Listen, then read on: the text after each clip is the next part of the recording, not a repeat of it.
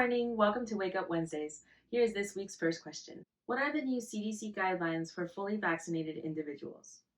The new CDC guidelines state that you can gather indoors with fully vaccinated people without wearing a mask or staying 6 feet apart. You can also gather indoors with unvaccinated people of any age from one other household, without masks or staying 6 feet apart, unless any of those people or anyone they live with has an increased risk for severe illness from COVID-19. And finally, you can gather or conduct activities outdoors without wearing a mask, except in certain crowded settings and venues. Is the Johnson & Johnson vaccine back? So the Johnson & Johnson vaccine is back. The FDA and the CDC have decided to resume its distribution with a warning label.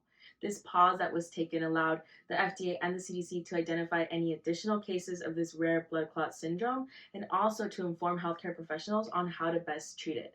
Don't forget that the chances of you getting this rare blood clot syndrome from the Johnson & Johnson vaccine is about 1 in 2 million. What other COVID-19 vaccines are coming out soon? And why do we need more if we already have 3? Yes, there are more vaccines coming up the pipeline. In the US, we will likely see Novavax and AstraZeneca hopefully receive emergency use approval in the next few months. It's important to remember that there are 7 billion people worldwide. We need vaccines that can treat people of different racial and ethnic minorities, people with underlying conditions, and various age groups. It's also important to know that vaccine distribution hasn't happened equally on a global level.